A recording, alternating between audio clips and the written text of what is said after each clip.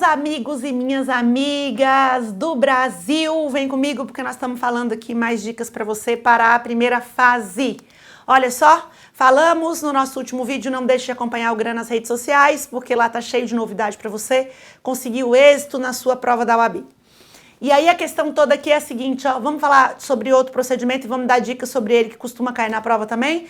Então o procedimento é a segunda temática que mais cai na prova da UAB. E aí vamos falar hoje sobre procedimento sumaríssimo, que é o procedimento dos juizados especiais. Veja só, tem duas coisas importantes aqui no juizado que a gente precisa saber. Primeiro, transação penal e sursis processual. Esse é o tema de hoje das nossas dicas. Professora, quando que dá para conceder transação penal e quando que dá para conceder sursis processual?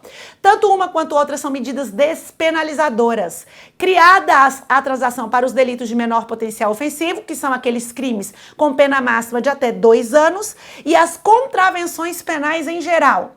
E o sursis processual é uma medida despenalizadora também criada para as infrações de menor potencial ofensivo e as de médio potencial ofensivo, aqueles que a pena não excedem a 1 ano, neste último caso.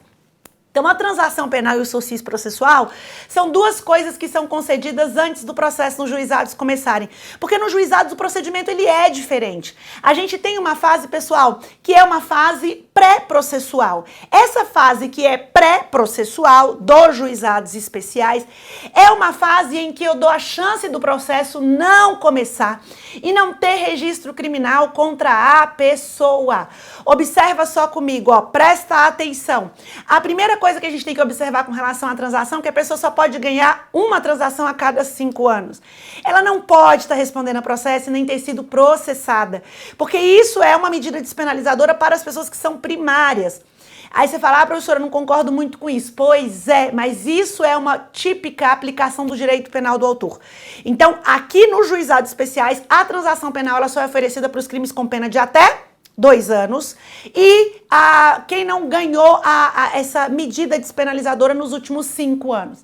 O sursis processual, por sua vez, é uma medida despenalizadora que pode ser aplicada para os delitos de médio e de pequeno potencial. Os delitos de pequeno potencial ofensivo são aqueles que têm pena máxima que não excede a 2. Os delitos de médio potencial ofensivo são aqueles que têm pena mínima que não excede a 1. Neste caso, o Ministério Público ou o querelante vão oferecer um acordo para a pessoa, e se esse acordo for aceito pela pessoa que possivelmente seria processada, o processo vai ficar parado por um período de prova de 2 a 4 anos. Depois que todas as condições elas forem obedecidas, o juiz ele simplesmente homologa dizendo, olha, não teve problema nenhum, e ele extingue a punibilidade da pessoa, porque aqui não se afere culpa, vamos deixar claro para você. Professora, existe alguma restrição com relação à concessão desse tipo de benefício? Sim, queridos, existe. Eu não posso conceder esse tipo de benefício. Nos casos dos crimes militares, essa previsão está no artigo 90A da Lei 9.099. E também para os crimes que forem praticados no bojo da violência doméstica e familiar, porque isso é proibido lá pelo artigo 1741 da Lei 11.340, que é a Maria da Penha. Então não pode. Aí você fala, mas na prática eu tenho visto. Não importa, lá na hora da prova é seguir a regra geral. A lei foi declarada constitucional e por ser declarada constitucional, todos os questionamentos feitos com relação à sua inconstitucionalidade foram superados quando foi declarada a sua constitucionalidade lá na ADI 4424 e na ADC 19.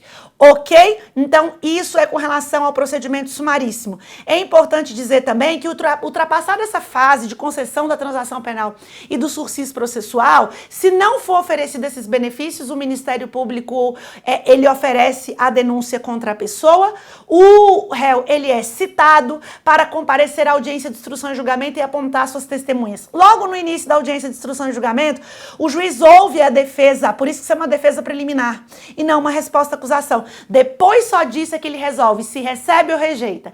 Se ele receber, o processo continua e você passa a ouvir a vítima, você ouve as testemunhas e ouve peritos e acariações se for necessário. Senão, você já passa direto para os debates orais ou alegações finais por memoriais no prazo de 5 dias. E a gente usa o 403, parágrafo 3º, e o juiz depois ele pode sentenciar e o procedimento acabou. Então, esse procedimento sumaríssimo, ele só é aplicado, esse mais rápido, mais célere, para as infrações com pena que não excedem a 2 anos. A outra coisa é que no Estatuto do Idoso, o artigo 94, ele trouxe umas modificações que o Supremo, quando julgou uma ação direta de inconstitucionalidade, disse que eram inconstitucionais. Só que ele deixou aplicar a celeridade da lei dos juizados, independente da pena dos crimes praticados contra idosos. Vamos deixar só claro isso aqui, ok? Mas fica comigo que depois eu trago mais dicas para você para a primeira fase.